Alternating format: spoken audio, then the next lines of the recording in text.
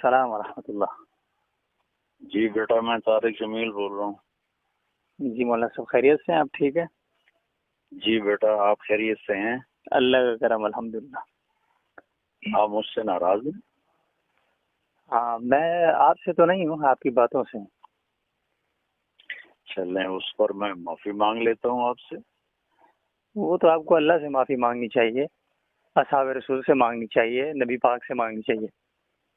ہم بیٹا پتہ کیا ہے، جی جی ہر ایک کے نا کام کرنے کی ایک ترتیب ہوتی ہے۔ تبلیغی جماعت کا جو میتھڈ ہے نا بیٹا کام کرنے کا، وہ ہے یعنی جس کو ہم دعوت دے رہے ہیں نا، جی جی وہ ہے مریض کی طرح، صحیح اور جو دعوت دینے والا ہے وہ ہے طبیب کی طرح۔ صحیح۔ تو علماء کا کام ہے عقائد بتانا، حدود بتانا، سب کچھ۔ صحیح۔ اور جو ابھی اپنے آئی ایس آئی کو دیکھا کبھی وردی میں ہوتے ہیں؟ نہیں وہ تو ظاہر انڈر گراؤنڈ کام ہوتا ہے۔ انڈر گراؤنڈ کا مطلب تبلیغ والے بیٹا، میں نے چونکہ تبلیغی مدرسے میں پڑھا، ہمارا اللہ کے فضل سے وہی عقیدہ ہے جو ہمارے باقی اکابر کا ہے، لیکن ان کو قریب کرنے کے لیے، ان سے تھوڑا سا اظہار محبت کے لیے ہمارا یہ طریقہ ہوتا ہے۔ اللہ کے فضل سے کتنے شیعہ طائب ہو چکے ہیں، کتنے بریلوی طائب ہو چکے ہیں اللہ کے فضل و کرم سے۔ تو اللہ کے فضل و کرم سے بیٹا یہ کہیں آپ سوچیں نہیں کہ میرے دل میں اصحاب رسول کے بارے میں کوئی، یہ تو کلمہ ہی نہیں نصیب ہوگا مجھے اگر میرے دل میں ان کے بارے میں کوئی کمی ہوگی۔ دیکھیے مولانا صاحب، ایک تو بڑی مجھے خوشی اس بات کی ہے کہ آپ نے رابطہ کیا ہے، اور مجھے چونکہ وہ علامہ حیدری سے بالکل بالکل، میں صرف آپ کو اتنا مولانا صاحب کہنا چاہ رہا ہوں کہ میں کسی وقت میں آپ کی تقریریں جو ہیں وہ زبانی یاد کیا کرتا تھا۔ یہ آپ جب ہمارے ایبٹ آباد والی طرف آئے تھے تو وہ جو 2005 میں زلزلوں کی تھی، مسئلہ ٹوٹل صرف مولانا صاحب یہ ہے، مجھے آپ سے صرف یہ پوچھنا ہے، ورنہ شاید میں آپ سے اتنا اس لہجے میں گفتگو نہیں کر رہا ہوتا، عقیدت کا معاملہ کچھ اور ہوتا ہے، لیکن ابھی چونکہ میں نے ایک بات کی ہے لوگوں کے سامنے، اور this is not the first time I am watching you from last 7 years you are doing these things۔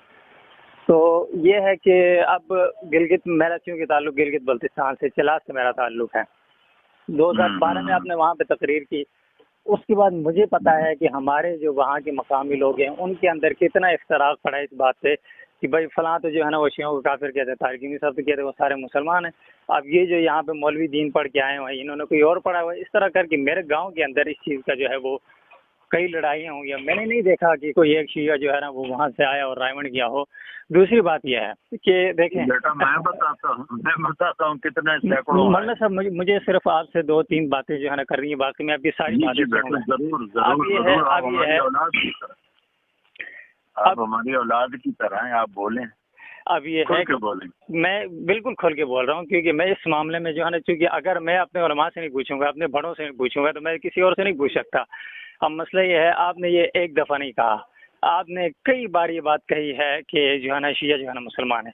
اب آپ مجھے صرف اتنا بتائیں، پاکستان میں کون سا شیعہ ہے جو صدیق اکبر کی تکفیر کا قائل نہیں ہے؟ آپ کو معلوم ہے کہ یہ 3-4 دنوں میں صدیق اکبر کو مسلمان مانتے ہیں یہ؟ بیٹا بات یہ ہے کہ مفتی شفیع صاحب رحمۃ اللہ علیہ ہمارے بڑے اکابرین میں سے، جی جی، مولانا رشید احمد صاحب گنگوہی رحمۃ اللہ علیہ سب سے بڑے اکابر میں سے۔ صدیق اکبر سے بڑے اکابر میں نہیں ہے؟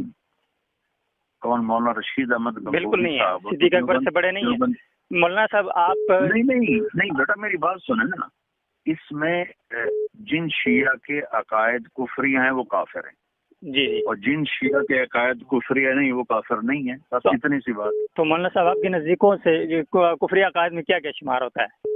اصحاب رسول کی تکفیر کو تو آپ کہتے ہیں کافر نہیں ہوتا۔ حیدری صاحب کے ساتھ جو آپ کی کال میں بات ہوئی وہ تو میرے پاس موجود ہے، آپ کہتے ہیں تو میں آپ کو بھیج دیتا ہوں، اس میں وہ آپ کو حوالہ دے رہے ہوتے ہیں علامہ علی شرح صاحب کے ساتھ، جو 2009 میں آپ کی بات ہوئی تھی، مولانا علی شرح صاحب کے ساتھ آپ کی بات ہوئی تھی 2009 میں، اس میں وہ آپ کو حوالہ دے رہے ہوتے ہیں۔ نہیں ایسے وہ خیرپور میں تھے، وہاں سے آپ نے فون کیا تھا ان کو، وہ تبلیغی مرکز آپ نے فون کیا تھا علیکم۔ جی وعلیکم السلام، وہ کٹ گیا تھا بیٹا۔ جی کوئی مسئلہ نہیں ہے۔ تو بیٹا اللہ کے فضل و کرم سے میں کسی بھی چیز میں اپنے اکابر سے ہٹا ہوا نہیں. یہ ہمارے طریقہ کار ہے. مولانا صاحب مجھے آپ کی کسی سے اٹھنے بیٹھنے سے واللہ باللہ کوئی تکلیف نہیں ہے. آپ بیٹھے کسی کے ساتھ، لیکن آپ کسی کے کفر کو اسلام تو نہ کہیں نا. میں یہ کہہ رہا ہوں آپ کو دعوت کے لحاظ سے مجھے پتہ ہے آپ پوری دنیا میں گئے ہیں، اور میں نے یہ بات کوٹ بھی کی ہے کہ جنید جمشید وغیرہ اس طرح کے جو بڑے نام ہیں ان پہ آپ کی بہت بڑی محنت ہے. لیکن مسئلہ یہ ہے کہ جب آپ ہزاروں لوگوں کے مجمع کے سامنے یہ بات کریں گے کہ جو صدیق یعنی کہ شیعہ جو ہے نا، میں کہتا ہوں یہ ہماری طرح مسلمان ہیں، ہم تو گلگت کے لوگ ہیں، انہوں نے تو ہماری وہاں پہ جو ہے نا لاشوں کے اوپر ٹریکٹر گزارے ہیں، ہمارے بچے انہوں نے ذبح کیے ہوئے ہیں. ہم لوگوں نے کوئی ایسا نہیں ہے. مولانا صاحب آپ بہت اچھی بات ہے، دنیا میں آپ کو عزت ملی ہے، اللہ تعالیٰ آپ کو عزت دے، سب کچھ کرے، یہ آپ کو تکریم دیتے ہیں، بہت اچھی بات ہے. شہنشاہ نقوی اور یہ جواد نقوی جن سے آپ ملتے ہیں یہ ہمارے ادھر کیا کرتے ہیں یہ بات آپ کو معلوم نہیں ہے. پھر دوسری بات یہ ہے آپ نے ایک دفعہ نہیں کہا، کئی مرتبہ کہا ہے، آپ کے بارے میں علماء کی مجالس میں گفتگو ہوتی ہے. اب یہ بات باہر اس لیے نہیں لائی جا رہی کہ یہ فساد خلق کا اندیشہ ہے، کیونکہ آپ کی فالوئنگ جو ہے وہ اکثر وہ جو بلائنڈ فالوورز ہیں وہ ہیں.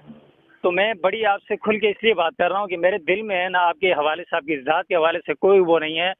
جو بندہ آپ کی میمکری کر کے دو نمبری کر رہا تھا شاید آپ کے علم میں بھی نہیں ہوگا، میں نے اس وقت آپ کو ڈیفینڈ کیا because he was selling your name. مجھے یہ چیز ایکسیپٹ نہیں تھی. لیکن ابھی یہ ہے مسئلہ یہ ہے کہ میرے لیے آپ نہ اہم ہے، نہ گنگوہی صاحب نہ ناظم صاحب صدیق اکبر کے مقابلے میں اہم نہیں ہیں. پھر دوسری بات یہ حیدری صاحب جس میں آپ سے بات کر رہے ہیں وہ کال میرے پاس آج پہنچی، اس کے اندر وہ آپ کو حوالہ بتا رہے ہیں، پھر آپ کو بتا رہے ہیں کہ شکر ہے آپ نے یہ بات کوٹ نہیں کی، اور آپ نے خود ان کو فون کیا جس کے اندر گفتگو موجود ہے. آپ فرما رہے ہیں کہ مجھ سے وہاں پہ بات ہو گئی، وہ پھر آپ کو ترغیب دے رہے ہیں کہ آپ نے درس دینا ہے چاہے طلباء میں دیں یا کچھ اور، پھر وہ کیسٹ جو ہے نا آپ مجھے رجسٹری کروا دیں. یہ ساری گفتگو آپ کی ہوتی ہے. جیسے وہ دنیا سے چلے گئے اس کے بعد آپ کے سلسلے شروع ہو گیا ہے. تو ابھی جو کل آپ نے کہا ہے مجھے نہیں سمجھ آتی آپ کس بنیاد پہ کہتے ہیں. آپ کو یہ یقین ہے کہ آپ اتنے بڑے مجمع کے اندر جو نصوص ہیں اس کو چھیڑ کر عقائد کو لوگوں کو جو ہے نا اس میں شکوک میں مبتلا کر کے آپ کو لگتا ہے کہ وہ اسلام کی طرف آئیں گے؟ بیٹا ہو سکتا ہے مجھ سے کوئی ایسی غلط بات ہو رہی ہو، لیکن اللہ کے فضل سے مجھے اللہ کی ذات سے امید ہے کہ میں نے ہزاروں شیعوں کو توبہ کرتے دیکھا ہے. میرے پاس آتے ہیں، توبہ کرتے ہیں اور چلے لگاتے ہیں، 3 چلے لگاتے ہیں. میں کوئی ان کو جن کے کفری عقائد ہیں میں انہیں کبھی مولانا صاحب آپ نے یہ بات کنفرم نہیں کی کہ آپ کے نزدیک کفری عقائد ہیں کیا؟ شیعہ کے کفری عقائد آپ کے نزدیک کون کون سے بتا دیں چلے مجھے. بیٹا جو قرآن کی تعریف کا قائل ہو، جو صدیق اکبر کے کفر کا قائل ہو، جو حضرت عائشہ پر تہمت لگائے، جو عقیدہ امامت کا قائل ہو، بالکل یہ چیزیں میں آپ کو دکھاتا ہوں کہ یہ جو ساجد نقوی ہے اس کو آپ کبھی نہیں کہیں گے کہ ساجد نقوی جو ہے نا وہ کافر ہے، نہیں کہیں گے. لیکن یہ کھلے عام کہتا ہے میں جو ہے نا ان خلیفوں کی خلافت کا منکر ہوں. جواد نقوی کہتا ہے، شہنشاہ نقوی جس سے آپ ملے ہیں وہ کہتا ہے. اور انہی دنوں شہزاد رضا نے جو ایک اسٹیٹمنٹ دی اس کے درمیان ان کے بڑے بڑے لوگ وہاں پہ گالیاں دے رہے تھے. مولانا صاحب آپ نوجوان نسل کو جو ہے نا آپ نے ان کو ایک دین کی طرف بلایا، لوگ آپ سے بہت انسپائر ہوئے. ابھی آپ فرما رہے تھے کہ عقائد کا معاملہ علماء کا ہے، آپ ایک مبلغ ہیں تو پھر آپ عقائد کے معاملات کو کیوں چھیڑتے ہیں؟ مجھے تو بخدا دل میں کبھی یہ ہوتا ہے آپ ناراض نہ ہوں. مجھے لگتا ہے کہ آپ کے اندر نرمی اس قدر ہوگی، خدا نخواستہ آپ کو کہیں عوام کا خوف نہ ہوتا تو آپ قادیانی کیوں کہتے؟ یہ بھی جو ہے نا اتنا مسئلہ نہیں ہے جی، تھوڑا بہت اختلاف ہے، آپ یہ بھی کہہ جاتے ہیں. بیٹا لگتا ہے بڑے ہی غصے میں ہے. بالکل میں صدیق اکبر کی عزت کے حوالے سے ہوں. مجھے آپ دیکھیں نا، میں ایک آدمی جس کو اپنا بڑا کہہ کے ہم ہر طرح کے لوگوں کے سامنے آپ کا دفاع کرتے ہیں. کوئی کہتا ہے جی یہ عورتوں کے ساتھ بیٹھتا ہے، کوئی کیا ہم کہتے ہیں بھائی انہوں نے کس طرح کے لوگوں کو جو ہے نا اس گندگی سے نکال کے، فلم انڈسٹری سے نکال کے دین کی طرف لائے، کرکٹ کے میدانوں سے لائے. وہ باتیں ہم ادھر سے دفاع کر کے لڑتے رہتے ہیں، ادھر آپ آگے جو ہے نا کوئی ایسا بلنڈر کر جاتے ہیں جس سے ہم سارا سال جو ہے نا منہ دکھانے کے قابل نہیں ہوتے. بیٹا دیکھو مجھے بشر سمجھو، فرشتہ نہ سمجھو، مجھ سے بھی خطا ہو سکتی ہے. میں کوئی تو مولانا صاحب خطا کا یاد بار بار کیوں ہوتا ہے؟ مجھے ہی نہیں سمجھ آ رہی.